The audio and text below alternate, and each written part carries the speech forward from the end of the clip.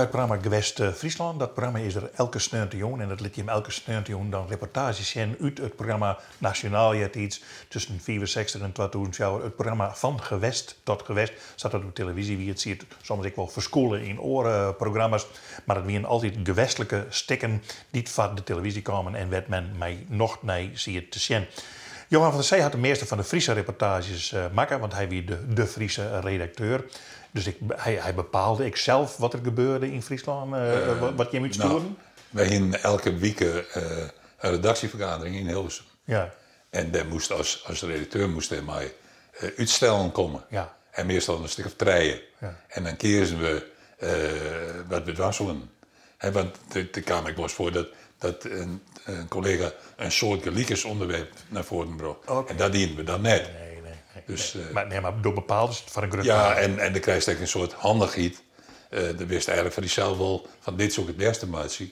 Nou, dat moet ik dan maar wat meer enthousiasme naar voren brengen als de oren twa. Okay. Dus, ja. Hoe kwam ze in Oudebeeld Siltelaan in? Nou, daar heb ik zelf net wist. Dat had Machtel Bauma die wil vaker programma's in Friesland maken. Dat heb ik ons verteld. Haar huid weer vrij is. En ik denk dat Machtel dit in de krant te lezen had. Zo'n beetje het oudste lezersgezelschap van Nederland. Ledige uren nuttig besteed. Heel merkwaardig. En Oosta Beelds, zelfskip. Ja. Zullen we er eerst eens even naar zien? Ja. Dan doen we dat. Een reportage van januari 1988 van Machtel Bauma. Kunnen we beginnen, voorzitter? Ja, we beginnen nog met... Als ik hier nog wat moet schrijven, dan... Dat kunnen we.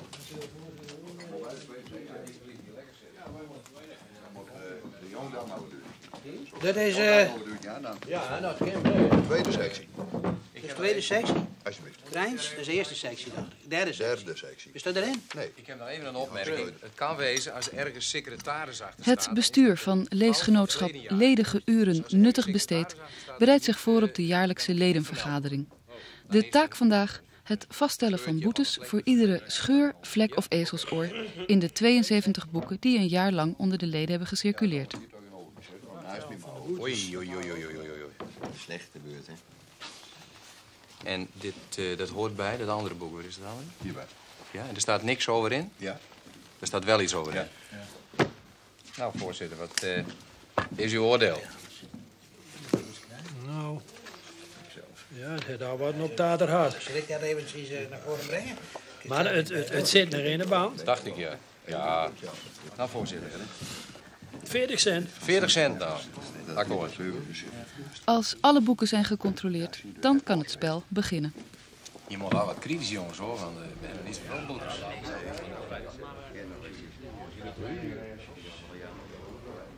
Ja, ik wil dat ik een van mij aanwezigen. Het loopuurtje is verstreken, het is 3 uur, dus we moeten beginnen met de vergadering. Het is de 196e jaarvergadering van LUNB. Ik wens je allereerst van dit plak al nog een voorspoedig 1988 toe, waar we dan ook wel verleid van hebben. En open hiermee dan de vergadering. Hier direct achteraan komt dan de rede van de voorzitter, die het hier dan nou voor je staat. En die zal het even zittende naar voren brengen, hoor. Daar hebben we niks op tegen. Gebeurtenissen op het internationale vlak zijn er nog steeds, welke de wereld in gevaar brengen. De oorlog Iran-Irak met inmenging van andere naties is nog wel een van de voorvallen worden genoemd waarbij een wereldconflict nabij was. Gelukkig valt er in de wereldpolitiek dit jaar toch... Het leesgezelschap van Oudebeeld-Zijl is bijna 200 jaar oud. De bewijzen liggen in de kluis van het gemeentehuis in de vorm van een opmerkelijk archief. De boeken die men ooit voor het gezelschap geschikt achter liggen er, notulen, reglementen en ledenlijsten vanaf het begin van de 19e eeuw. 6-tal mensen geweest, waaronder een onderwijzer, een kapitein van de koopvaardij en 4 landbouwers. Die hadden een sociëteit geregeld, zo in de jaren 1788, 89, hier in de herberg De Vriendschap. En dan kwamen er allerhande Kranten kwamen ter tafel, waar men over praten. En vanuit die sociëteit is in 1792 is het leesgezelschap ontstaan. Waren toen echt de notabelen van het dorp? Ik denk het wel. Is dat nog steeds zo? Dat is nu niet meer zo, nee. U bent secretaris. Hoe bent u dat geworden? Ja, ik ben in 1975 ben ik hier hoofdonderwijzer geworden. En toen was het... Van de lagere school? Van de lagere school. En het was net in die tijd dat de vergaderingen gehouden werden. Ik werd meegetroond en er werd tegen mij gezegd van dit moment af aan ben je secretaris van het leesgezelschap. Waar ik nog nooit van gehoord had. Dus dat is traditioneel de onderwijzer, de hoofdonderwijzer, die is secretaris. Dan krijgen we dan ook punt 3 van de agenda. Dat betreft boetes wegens niet of te laat verschijning ter vergadering. Nou, ik heb het goed op bloed, maar ze waren alle zo in één keer mooi op die ben, 3 uur. Ik heb niet eens te laat komen zien. Dat had er anders nog wel eens aan. Maar keurig. Heb je dat tijdverschil ook even bijzetten? Die horloge? Mijn horloge geld. Nee, het is precies 3:20 op mijn horloge. Daar moet je me nog maar aanhouden. Oh, de 6 pipjes. Eén die het voorgaat of achter, die moet het bijstellen, of die moet het maar even in de gaten houden. Maak er nog wel bij vandaag. Prima. Er kwam toch nog iemand te laat binnen.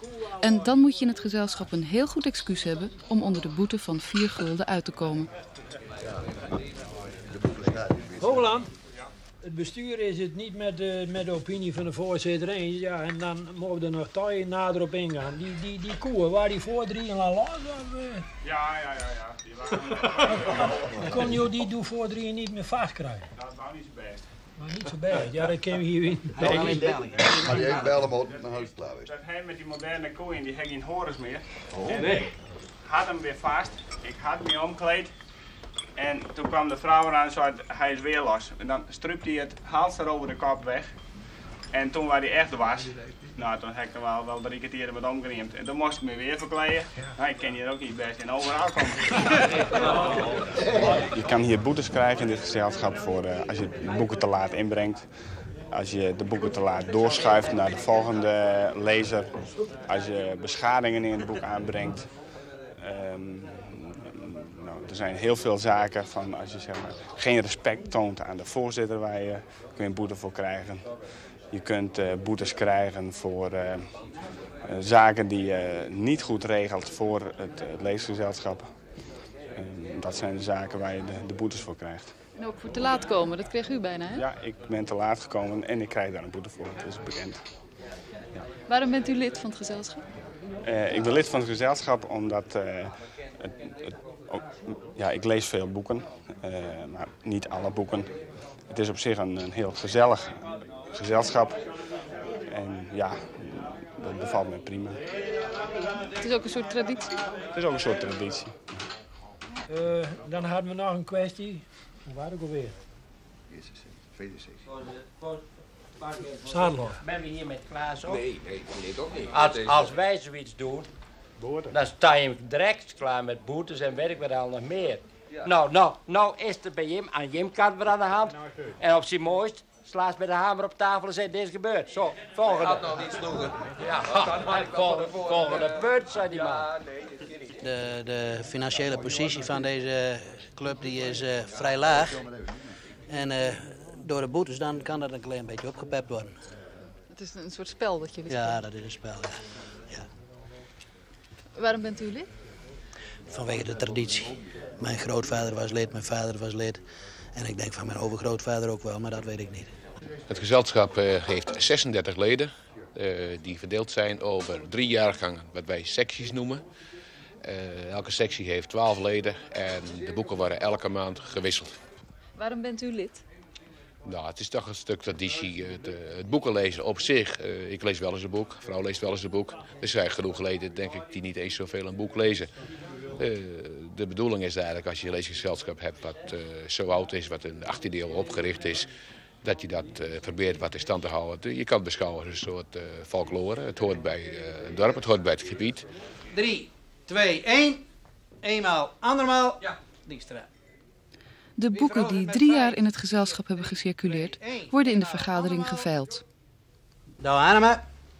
Wie verhoogt het met 5, 4, 3, 2, 1? Jan Hoogland weer eerst. Vrouwen kunnen overigens geen lid worden. Behalve als er een lid komt te overlijden, dan wordt de weduwe voor de vergaderingen uitgenodigd. Jan van der Maai. Ledige uren nuttig besteed. Nou ja, nuttig. Ja, ja mooi dat ze boertes uitskrunnen als de ledkamers. Ja, ze moesten ook ergens geld bij hebben. Dus als de ledkamers, dan moest 4 goenen betalen. Ja. Of er moest een hele goede smoes gaan. En dat komt echt wel mooi in de reportage naar voren. Ja. Dat, ja, het is natuurlijk prachtig. Vroeger hier van die reciteerclubs en zo, Ja. en de toneelclubs, zag ik ook dat. Maar deze mensen houden hun eigen vroegere wal op. Zeg maar, ze bij elkaar een boek lezen. Dat is Sint-Wurg e-book. Dus deze mensen maar net mee confronteren. Nee, maar leesclubs binnen natuurlijk nog een heel soort. Ja, de leesclub binnen een heel soort, ja. Maar dit weer een hele orde. Ja, hele ledige uren nuttig besteed. We gaan trouwens nog meer boeken. We gaan naar een strip. Ja. Maar dat begint met De Mummies in Wielwoord. Ja. Hoe kom je van De Mummies in Wielwoord op Hotse Skuil te lenen? Dat is dus een schuld van de Belgische stripschrijver. Die woon een strip had die hier in Friesland om afspelen. Die had onderzoek dienen. En die kwam naar die mummies. Mummies dat ik ooit van, toen ik bij gewest kwam, toen had ik min of meer zwart. Ik zal nooit naar de mummies in Wielwoord. Best er wel west. En ik had er wel west. Jongetje jongetje. Ja, en dat kwam door dit stripboek. Ja. Want dat weer het onderwerp. Er is een Belgische, Belgen dat zijn de scriptschrijvers. En het is een Belgische scriptschrijver die gaat van de mummies, komt hij in Frans te lenen en die komt ter Hotse Skuil te zien. Ja, want ik waskou de meeste die hem no show. Dat is, maar die mummies, die lezen daar ik maar wat, maar die worden gauw aan de kant geschoten, want het wordt eindelijk een reportage uit Keertsen. Ja.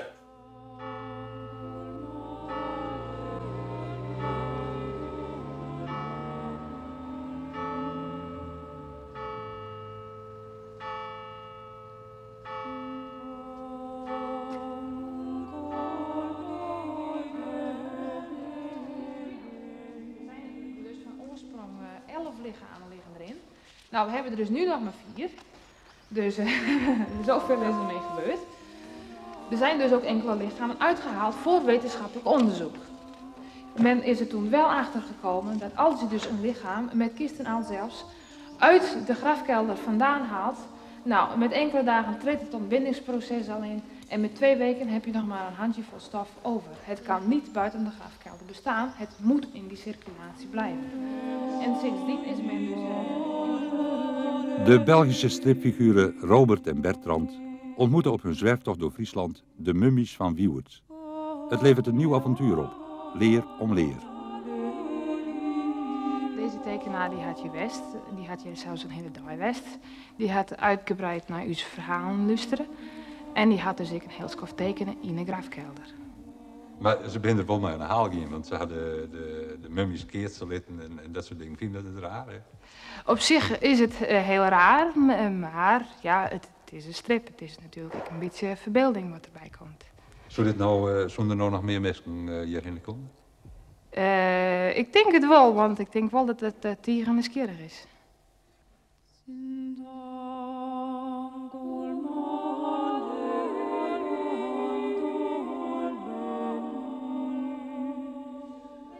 Ik vind het fantastisch. Het is daarmee dat ik elk jaar terug kom kijken, want anders kwam ik niet.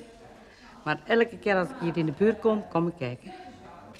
Ik kan erin komen dat men het gaat vergelijken met een stripverhaal en mummies. Ja, inderdaad, dat kan ik wel inkomen. Maar het boek is nog maar net uit. Hoe kan het dan dat u het al gelezen heeft? In de krant heb ik het gelezen. Dagelijks verschijnt er een strip van Robert en Bertrand. En dat heb ik gelezen. Na een eerste confrontatie met de mummies vertrekken Robert en Bertrand naar Franeker. Het centrum van de Friese kaatsport. Kaatsen is overigens ook een Belgische sport. Maar in Franeker wordt ieder jaar de belangrijkste Friese wedstrijd gekaatst. De PC. De koning van die PC, de beste van de 3 winnaars, geniet het hele jaar daarna groot aanzien. Als iemand meerdere malen koning is geweest, dan kan hij zomaar hoofdpersoon in een strip worden. Dat overkwam Hotse Schuil, de Napoleon onder de kaatskeizers, zoals hij in de strip wordt genoemd. En aan wie kunnen we dat nou het best aanbieden? Natuurlijk aan onze legendarische kaatsverdette Hotse Schuil. Het is me dan ook een bijzonder groot genoegen om het eerste album in een hele mooie uitvoering aan te kunnen bieden aan Hotse Schuil. Hotse Schuil, als die enge mummies in Wiewert en die sport van het kaatsen die dan toch ook in België wordt bedreven, die leek ons een uitstekende basis om een verhaal op te hangen. Maar zo is het eigenlijk gegroeid. Het is een beetje toeval geweest ook, denk ik. Maar Robert zegt op een bepaald moment tegen Bertrand of andersom, die Friezen zijn een heel stug volkje, die laten geen vreemdelingen toe. Hebben jullie dat gemerkt?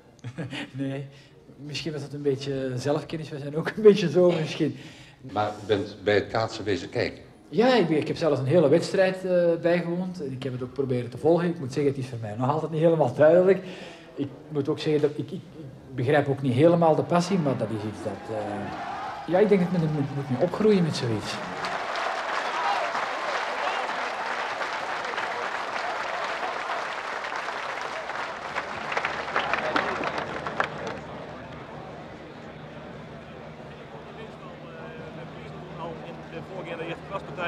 In het bedoel van jouw bier, maar dat er gewoon resteert hier op deze PC. Zal ik even dat rustig stellen? Er geen punten aan de telegraaf op dit stuit. 2 keertjes dus en dan zie je dat zakenportenwijzer die als eerste de bal naar het perk te brengen. Mooi. Het perk met Tjerk de Groot en Kees Punter werd Kees Punter nou nog even wat ondervan. Ik ben een stripheld en dat ben ik niet. Robert en Bertrand, alles zeggen ze tegen mij. Maar ja, ze weten wel dat ik hou erover een gekketje. Nou, dus ik ben direct niet beledigd hoor. Alleen ik vond het wel rot dat ik eerst niet in kennis gesteld ben ervan. Hè? Dat het geschreven is en getekend. Het was al klaar? Ja, voordat ik het wist. Ja. En die man dacht ook dat ik zeer vereerd was mee.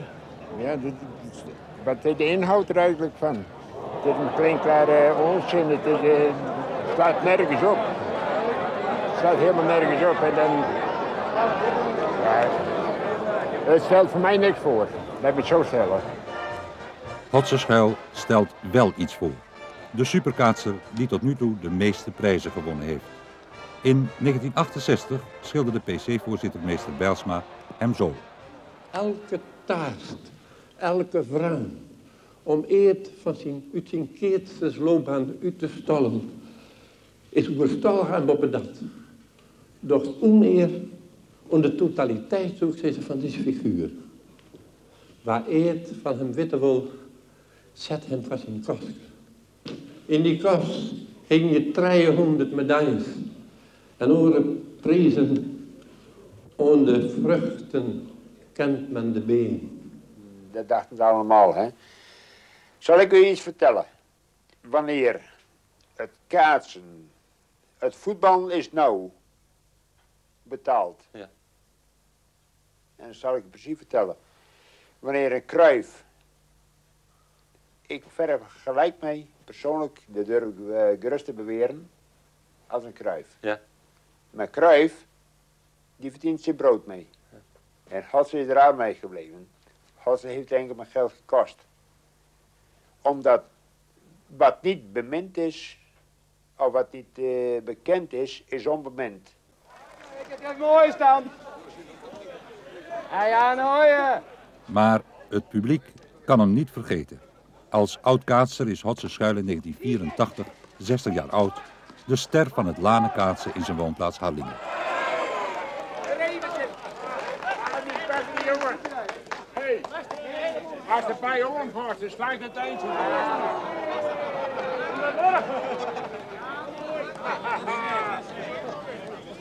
De populariteit is er nog steeds. Het nieuwste wapenfeit, ster in een stripverhaal. In 67 ben ik opgehouden met kaatsen. En nu ben ik 90. Ze moeten mij eens vergeten. Dat heb ik 2 jaar terug. Ik hier op de PC-site. Toen ben ze me op op de televisie had. Ze moeten mij eens een keer vergeten. Het is al zo lang hot geweest. Nou? Dat is de staartgaande legende, die vergeten ze nooit weer. Dat kan me niks. Krijgen met alle boeken. Nee, dat kan me niks killen, maar ik probeer voor mijn eigen te leven en dan een ander begint mij te leven. En dat ben ik kwijt. Het zal voorlopig niet gebeuren dat Hatseschuil zijn populariteit verliest. Het stripboek is aanleiding voor een tentoonstelling in het Koopmanshoes in Franeker, die daar tot begin september te zien zal zijn. Ja, ik had willen zeggen in vrede aangeboden. Maar... Ja. Kun je misschien erbij dat door Huub. Vrede aangeboden door Huub. Zo. Dan moest ik eigenlijk ook nog even een handtekening van meneer Schuil erbij hebben. Ja, tuurlijk. Nee, die hoort er bij. Hoort erbij, hè? Ja. Tegen die gelijk in. Alsjeblieft.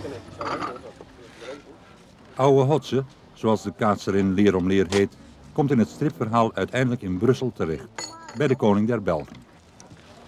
Wat gaan wij belen met werk niet zijn? Pardon? Aan het eind gaan ze weer naar Brussel. Ja, we moeten natuurlijk onze helden terug naar Brussel toe.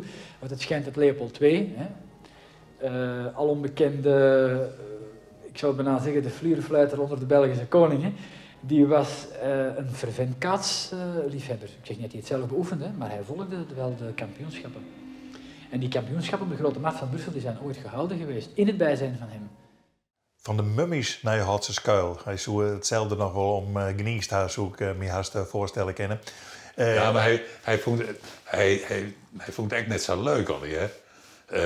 Hij zei, je moet een keer ophouden. Nou, wie dat echt een stukje toneel, denk ik. Maar, dat die er altijd, hè? Ja. Ja. Maar hij weer er net over in kennis stelt. Nee.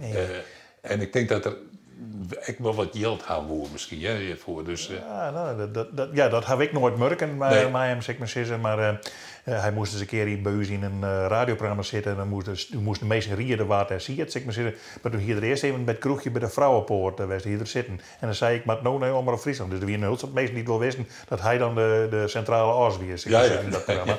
Ja, samen. Maar hij wien nog wat scruten van publiciteit. Dat is, en daarom is het mooi dat Jim een lietse docu over Hatseskuil maken. Ja, nou ja, ik hier wel jij erbij best.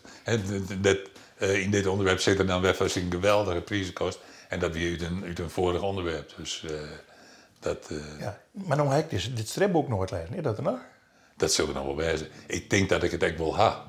Ik ga dat doen vers krijgen, maar ik ken net mijn vrienden. Dus, en ik ben net zo'n scriptlezer. Dus, Goed.